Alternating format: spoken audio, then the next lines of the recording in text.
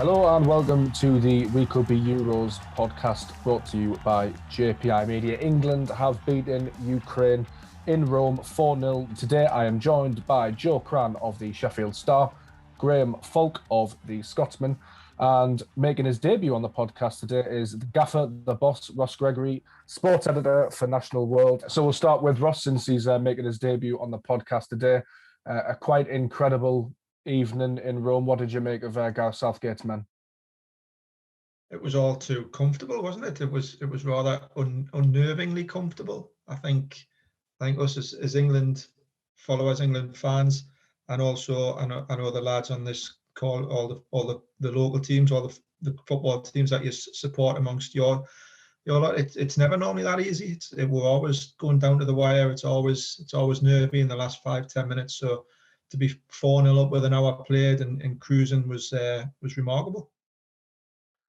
Joe, a sort of an iconic moment really for England over the years. It doesn't really get much better. And as Ross said, it wasn't nervy. It was quite comfortable and it was quite enjoyable for England fans, which is something they're not really used to at major tournaments. Yeah, no, it's nice that, and it was similar, not obviously not to the same level, but to go into that last sort of 5 minutes against Germany, 2-0 up, it was a similar sort of feeling. It's like following Sheffield Wednesday, that doesn't happen. Like we never get to enjoy the last 5-10 minutes of anything. But yeah, from an England perspective, it was just they had a little bit of a wobble, didn't they, in the first half, and you thought, are they going to England this one up? And there's a couple of mistakes. I think Kjaer Walker was guilty of a couple, but I think half time came at the right time for him. And after that, it was cruise control, and there was so much nice in it. Gareth Southgate's done this incredible job of sort of banishing these demons. He banished the sort of penalty curse, and then there was the Germany thing, and now to get to a quarter final and to win it so comfortably. Harry Kane getting a couple after the start of the tournament. He had another assist for Raheem Sterling. Getting all the players off who were on bookings and no one suspended for it really, I don't think it's too much of an exaggeration to say it couldn't have gone any better, really. And Gareth Southgate seems to be managing this tournament very well, as Joe alluded to there. Yeah, I mean, I know there's been a few vocal critics, and I would say I've maybe once or twice questioned his team, but I don't think I've ever questioned him. I think he just seems like the ideal England manager. Obviously, his time at Middlesbrough was not that successful. No one really was that enamoured by him when he first took over, but I think it's probably just helped by the fact that he's got that experience of being with England at a major tournament. He understands the pressures of a modern player, and it seems that the players just really respond and react to him.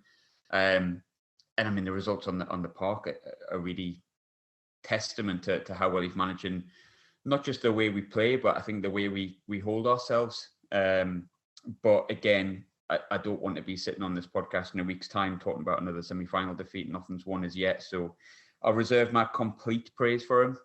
But in terms of the Ukraine game, yeah, I think Joe touched on it. I don't think that could have gone any better. Normally, I can only get through about 2 drinks during the game because I'm too nervous to drink anything. And I got through about 6 or 7 for about the third time this tournament. So, yeah, I'm a pretty happy man, mate, if I am a little bit hungover still. And Ross, Southgate sort of his faith in Harry Kane, backing him through a miniature dry spell, is paid dividends. Yeah, he's faith in everybody, really, though, isn't it? It's he's had faith in Kane, he's had faith in Raheem Sterling, he's had the faith to bring Harry Maguire back in after 6-7 weeks out. He's had the faith in Kyle Walker when people have called for him to be dropped. Same with Jordan Pickford. I suppose for any manager, there's a fine line between sticking with your trusted players and showing that loyalty and that faith, and then also not having your favourites and picking on form. But we all knew Harry Kane's probably, for me, the one player in that England team that you can say is truly world class. I don't think there's many others in there, and I don't think I'm being too disparaging of the rest of the players. I think there's some very, very good players in there, but there's not another one in there for me. Sterling, maybe's, and then you've got your Sanchos and your Bellinghams and Fodens, who probably will be in a few years' time. But at this minute in time, Kane is the true one world class player in that squad for me. You had to keep faith with him Southgate's not daft. He was always going to come good once he got the bit of the service, once the game's opened up a little bit more. And he's repaired him. First goal, great finish. Just a toe poke. Second one, right place, right time. Great cross from short. Another great header. He's leading the line well. He's looking sharp. He's bringing in other players as well. So he was always going to come good. And I'm delighted that Southgate's now starting to get a little bit of the credit that I felt he deserved earlier on in the tournament. Yeah, I mean, the average age of this England squad, Joe, is only 25 years old. Kyle Walker's the oldest player at 31. It's a really exciting time, isn't it? Yeah, because they got 2, 3, some of them probably 4 tournaments left in them. Maybe it feels like for so long England had this golden generation that people spoke about, and they didn't get anywhere near what this lot have done already. And it just feels like there's even if this tournament doesn't go as we want it to, because there's a high chance that even if you get past Denmark, it's not a foregone conclusion that England win it, not by any stretch. But it feels like the beginning of something, and I think that's what's really exciting about this group of England players is that there are only a handful of them who don't have at least 1 or 2 tournaments left in them, and that is, whether it's Gareth Southgate taking them forward or not. I think it's just a very exciting time to be an England fan, and you add to that not just their ability on the field, but what they stand for and the way they carry themselves and the way that they interact with each other. Even you see the videos of this group of lads talking to each other, and they just seem like a group of mates, really, and that's brilliant. We've always heard stories in the past. John Terry and Lampard and Ferdinand have all spoken about the sort of cliques and the breakup within the England setup, and it just doesn't seem to be anything like that now. You look at there was some great footage, I think, at when there was when they were bringing the 3 substitutes on and England scored, and just like everyone just looks really happy for everybody else, and that's what a team should be like. You should sort of leave your club hang-ups and your rivalries at the door when you walk through there at St George's Park. And Gareth Southgate seems to have managed to get this group of players to do that, and I think that is as big as anything else it has achieved, because he's brought this team together, and by doing that, he's brought the nation together as well. Yeah, there were some nice scenes between Jack Grealish and the coach Chris Powell and Harry Maguire, sort of talking about the importance of him and the backroom staff. So it feels like Gareth Southgate's done really well to manage this group of players in terms of getting young talented young footballers to leave the Eagles at the door. We'll move on to the Denmark game. Graham, England have won just one of the last 6 competitive meetings with Denmark. That victory came in the 2002 World Cup. They got past the Czechs 2-1 in the quarterfinals, survived a late scare. If you're Gareth Southgate, how do you manage this game? Same ways he's managed the other ones, I think. I've got full faith in him in a sense, but I think when you're looking at Denmark as a team, similar to Ukraine, they're a lot better side. I think we are better in terms of individuals and as a team, but Denmark are obviously playing for someone, being Christian Eriksen, and you can see they've got a real drive to go as far as they possibly can. So you're coming up against a team that's playing well, scoring goals, passionate, have a reason to progress further in the tournament, and pretty much I think we'd all probably agree if they weren't playing England, you'd probably want Denmark to go on and win the tournament, truth be told, and that's completely understandable. So it's a different test in that sense. But I think Southgate, with the rest of the games that he's played, seems to have this faith that we are the best team in this tournament. He has full trust in these players. Yes, he changed his formation against Germany, but people kind of went, "Oh, is he worried about Germany?" But I think the opposite. I think he had like full trust in those players, like player to player against Germany, that we would be better. Basically, we would man to man be a better side and come out as the better team. So I think he just did with what he did before. I think play the team he thinks is going to win the game, because I think whoever you put on that park should, in theory, no matter what Denmark throw us, be a better side. Yes, they beat us at Wembley not too long ago, but when they beat us at Wembley, I think we had, I know it was 9 men, but obviously Reece James got sent off after the final whistle, so 10 men. And that was with Christian Eriksen, which, say what you want, Christian Eriksen's still their best player, far and wide. Still missing a player that could. He's their sort of Ronaldo in the way that we've got players that can sort of change the game. He can do that as well, and they are still missing him. So they're playing more as a team. But I think our 11 men against their 11 men, I think he's just got to say, look, we're the better team. Keep on doing what you've been doing. Don't play the occasion, play the game. And if things don't go right, hey, look at the bench. Assuming he keeps the same side, Saka, Foden, Grealish, that's not a bad set of players to bring on if things don't quite go right for the first time in the tournament. How do you rate England's chances, Ross? As Graham alluded to, Denmark do have the weight of narrative behind them. And of course, the last time we got to a Euro semi-final, they actually ended up winning the thing.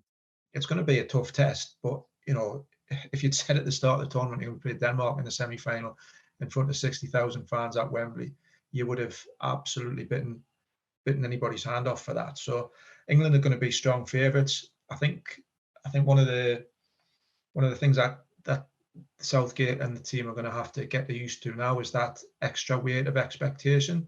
Football is coming home, all that sort of stuff. Going to Rome and beating Ukraine's one thing.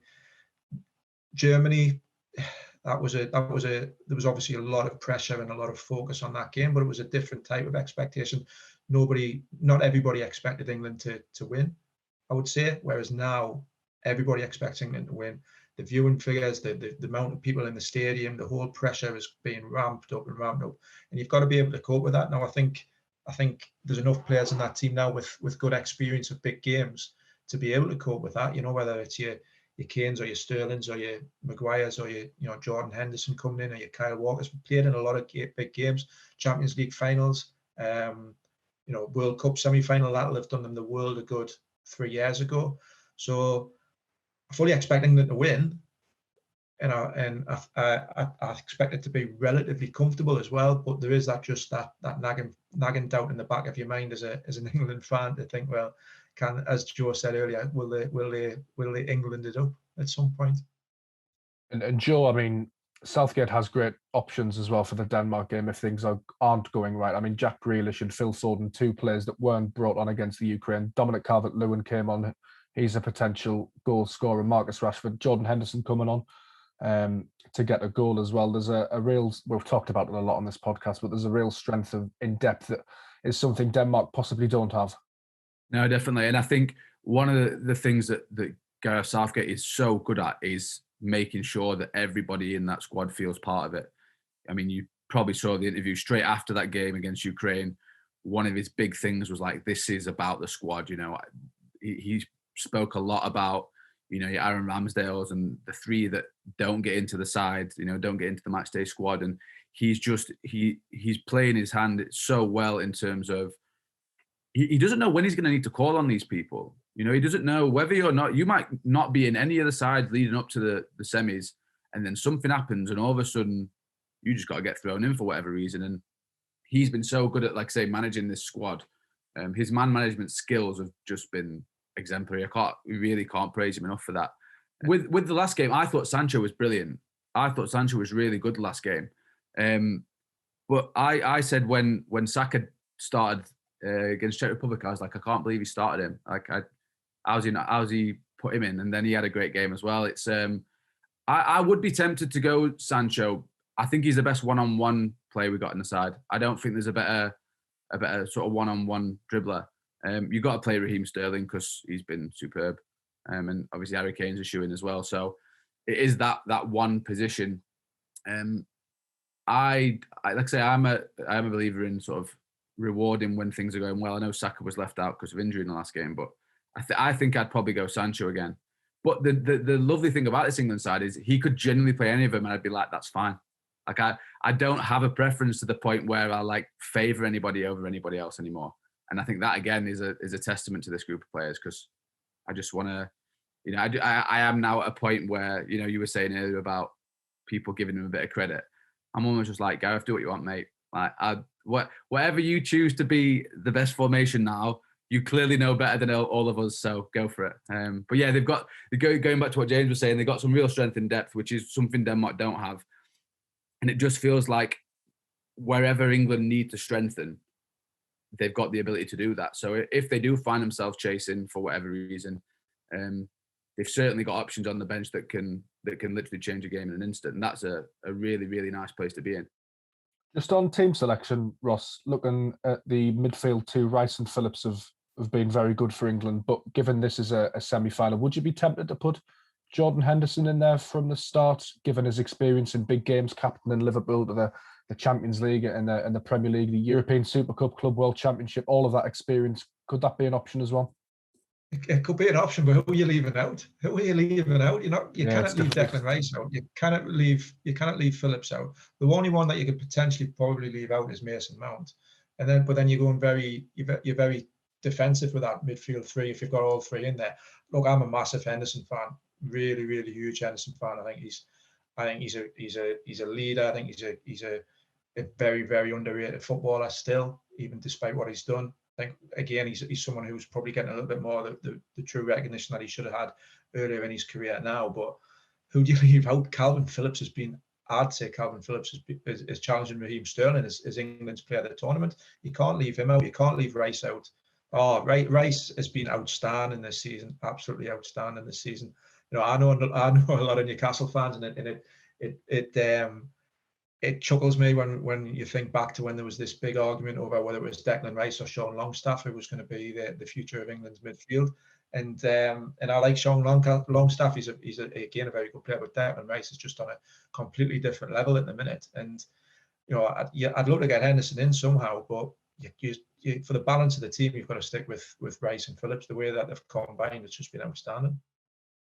There is another semi-final ongoing tonight, Italy versus Spain. Graham, how do you see that game? And I suppose maybe looking ahead, I don't know if you want to look ahead or whether you want to jinx it or not, but who would you prefer in the final if England were to get there? Well, I'm going to go with the Steven Gerrard mantra of one game at a time. It seems to work for him. Look what happened to him in the end, though. Oh, well, in terms of the range, I'm thinking more with my Rangers head here.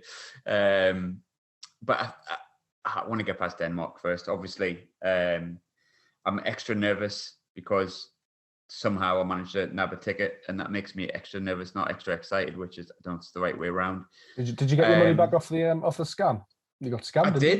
I did. I got my money back and managed to enjoy to the tune of how much? 550 quid. Dear me.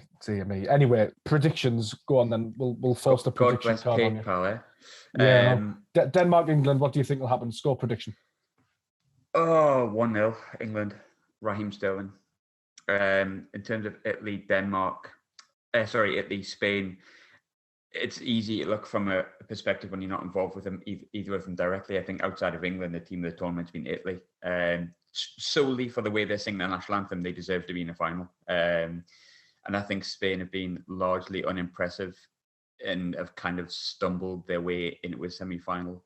For me, I'd rather play Spain for that reason. I think in truth, if you're neutral, or even if you're an England fan, the way we're playing at the minute, if we do get the final, you've got to fancy us against anyone. But I think Italy, based on what they've done so far, unless they have a horrific performance this evening, are far and wide the best, the second best team throughout this tournament. And I can't see Spain getting anywhere near them.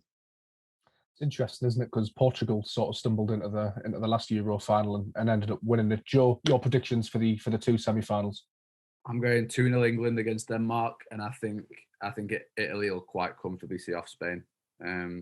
I would prefer to play Spain. I'm with Graham. Like, I think I'm not sure if I'm talking purely from taking the emotion out of it a little bit as well. I think Italy could beat England. I don't think Spain would, and I think that's kind of where my head's at the minute. So. It would be nice I suppose if you took it from a neutral perspective, if it was Italy and England in the final, because they've been the best two teams of the tournament, and it's not often you get that. It's not often you find the two best teams at a tournament actually playing each other in the last two. So that'd be a nice sort of turn up that. But I think England have got enough to beat either Spain or Italy. I just think that they've got a better chance of beating Spain, and it'd be interesting to know. The future, really, with the Spain side, because they have, as Graham says, they've been really underwhelming. There was the Slovakia game when they absolutely tore them a new one, but other than that, they have just kind of stumbled their way through. And I just think that they are. It sounds a bit daft to say it for a team that scored 5 against the team, but they're a little bit blunt, aren't they? And I just think that the way England are set up defensively, I think they could deal with him. You look at that Slovakia game as well, and I think Dubravka really helped them in that situation. I know they scored 5 against Croatia, but they had to concede 3 to get there, so they were very, very open. I think the Slovakia game, I watched that, and I'm obviously a Sunderland fan, so I'm not Martin Dubravka's biggest fan naturally, but obviously he is a very good goalkeeper, and has shown so in the Premier League. But he had a stinker that day, and I think if it wasn't for him having an absolute stinker, would Spain have even got through? Yeah, because with that sort of the own goal, that kind of opened up the floodgates, didn't it? And without that, they might have held on for a draw in that game. There was 2 mistakes. I think the first 2 wasn't it? And I think we've seen it so often. Teams just basically lose all their confidence, and I think Slovakia imploded. Absolutely imploded that game. Yeah, completely. Ross, what are your predictions for the 2 semi-finals? I think I agree with the lads. Italy against Spain. I think Italy will be too strong, but I'll be honest, I'm not really bothered either way. I couldn't give a monkeys as long as England get through to the final. That's all I'm interested in. And I think they'll be comfortable. I'm going for a 3-0 win for England. In cruise control in the last 10-15 minutes. Probably come back to bite us massively on the backside, that statement, but we can live in hope. And just on the Graham mentioned that he's obviously a big Sunderland fan. I'd just like to put a kind of thanks to the Daily Telegraph, I think, for the part they played in Sam Allardyce's downfall as England manager. England would be anywhere near the team and the situation and the place they're in international football if Allardyce had still been in charge of this team. So I think we all have a lot to thank for undercover reporters, big jokes and pints of wine, and the Daily Telegraph need a pat on the back. That's my final thoughts on that. We Can Be Euros is bringing you a light-hearted look at all of the action across this summer's tournament. This series is produced by JPI Media, and this episode was hosted by me, James Copley, football writer for the Sunderland Echo. This episode featured Joe Cran of the Sheffield Star alongside Graham Falk of the Scotsman and Ross Gregory, who is sports editor for nationalworld.com. You can subscribe to this podcast on Apple Podcasts, Spotify and other podcast platforms now. The show was produced by Mark Wilson. Music is provided by Gentleman Jackals. Check them out on Spotify now. Head over to nationalworld.com for your latest Euros news and analysis. And follow us on Twitter at National World and on Facebook at National World UK.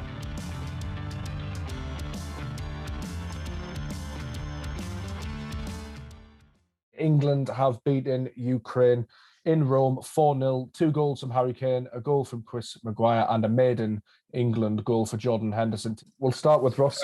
I'll just say, James, Chris Maguire plays for Scotland, Harry Maguire plays for England, mind. Did I say Chris Maguire? Yeah. You did. I've got Maguire on the brain today with Maguire's classy message last night. I noticed that and I thought, I'm just going to let him leave it. No, I'm the gaffer. I'm not letting nothing go. Can you edit that, Mark, or not?